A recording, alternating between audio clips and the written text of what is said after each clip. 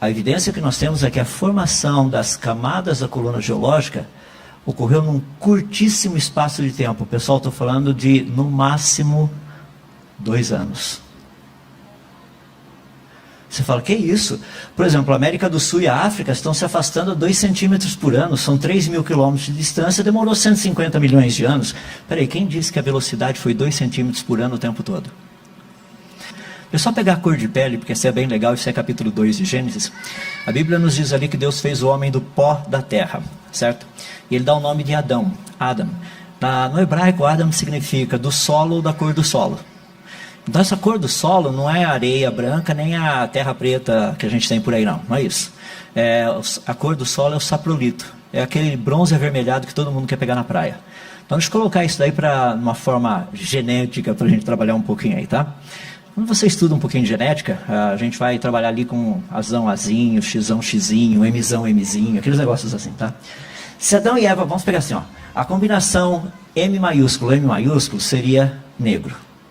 A combinação M minúsculo seria branco, tá? A cor da pele que produz esse colorido de, assim, esse bronze avermelhado, ela teria a combinação M maiúsculo, M minúsculo. Então, quando uma criança nasce, ela pega uma letra genética da mãe e uma letra genética do pai. Tá? Então, se ela pegar o M maiúsculo da mãe e o M maiúsculo do pai, essa criança vai nascer com qual cor de pele? Negra. Mas o pai e a mãe são os mesmos. E se ela nascer, pegar o M minúsculo da mãe e o M minúsculo do pai? Ela que eu digo assim, nascer com essa combinação. Então, essa criança seria branca. Sabe o que é interessante? Para que nós tivéssemos toda essa variação de cores no planeta, os primeiros descendentes teriam, os primeiros lá no passado, teriam que ter sido M maiúsculo, M minúsculo. Coloquei só 2 para simplificar, na verdade são 11. Tá? Então tem muito mais possibilidades aí. Então dá para a gente ter uma noção do porquê toda essa variação. Sabe o que é fascinante? Erva mitocondrial. A DNA mitocondrial é passado de uma geração para outra pela mulher. Eu e você temos exatamente o mesmo DNA mitocondrial. Uma pequenininha variação só. Que mostra que todos nós viemos de uma única e mesma mulher.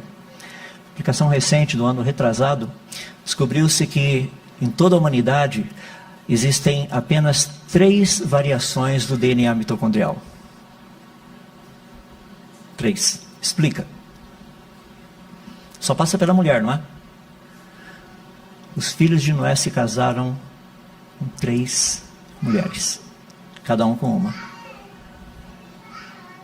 3 vertentes. Se explica por que nós temos essas 3 variações no planeta todo. A ciência não sabe explicar isso, mas nós que conhecemos a palavra do nosso Deus, fica tão fácil ver, não fica? Por quê? Porque o DNA mitocondrial que você tem veio de uma das noras de Noé. O meu também. A gente pode até comparar depois, ver se a gente veio da mesma nora ou não. Porque nós precisamos ler a Bíblia como ela foi escrita. Primeiro, ela foi escrita para que nós entendêssemos nós a entendêssemos historicamente. Daí nós vamos tirar as aplicações espirituais ali também. É que nós geralmente não fazemos isso. Nós usamos a Bíblia só para coisas espirituais. Como colocar toda essa bicharada dentro da arca?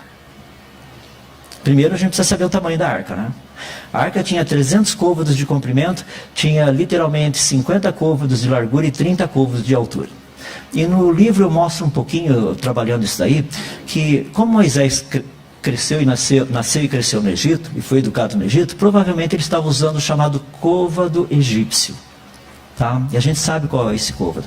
A arca teria mais ou menos quase 140 metros de comprimento, daria quase uns 25 metros de largura e quase 14 metros de altura. Se você calcular que ela tinha 3 pisos, é possível calcular qual a área dos pisos. Agora vamos ver os animais. O texto de Gênesis diz que tudo que havia fôlego de vida em suas narinas morreu. Somente sobreviveram aqueles que estavam com Noé na arca.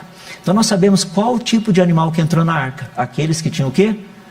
fôlego de vida em suas narinas, os que respiram por narinas. Os que respiram por traqueias não, etc, coisa e tal. Porque tem gente que fala assim, mas existem 1.800.000 espécies. Eu sei, é verdade, mas a maior parte disso é inseto, entende? Não levou essas coisas na arca. Para que levar? Por favor, 2 cupins. Confere, pai, está aqui, 2 cupins. Sei lá, 2 pernilongos estão aqui, ó. Não, são os que tinham fôlego de vida em suas narinas. Então seriam o quê? Anfíbios, répteis, mamíferos e aves. Só esses 4 grupos. Agora, desses 4 grupos, pegando inclusive os do registro fóssil, quantos tipos básicos existem? Por exemplo, quantos tipos básicos seriam necessários para produzir cães, chacais, lobos, coiotes, raposas? 1. Quantos tipos básicos seriam necessários para produzir os vários tipos de antílopes que nós temos lá na África? Gazela, tiga, o baluá, todo aquele negócio. 1. Então, quando você pega os tipos básicos e você pega 7 pares dos limpos e 1 par dos imundos, você vai chegar num número impressionante de 1.400 animais. Isso foi a quantidade que Noé precisou colocar na arca. 1.400. Dali, depois, toda a variação iria surgir de novo. Inclusive o que a gente tem hoje. Se você fizer um cálculo, 1.400 animais dentro da arca, daria uma média mais ou menos de 5 metros quadrados por animal, ainda sobrando espaço para corredor, escadas para subir do primeiro nível para o segundo nível, etc. Coisa e tal. Dava espaço suficiente para tudo isso. Então, respondendo a pergunta, como que Noé colocou os animais na arca? Resposta? Pela porta. O pessoal fala, mas já imaginou? Para e pensa se Noé tivesse levado o dinossauro. Não, ele levou.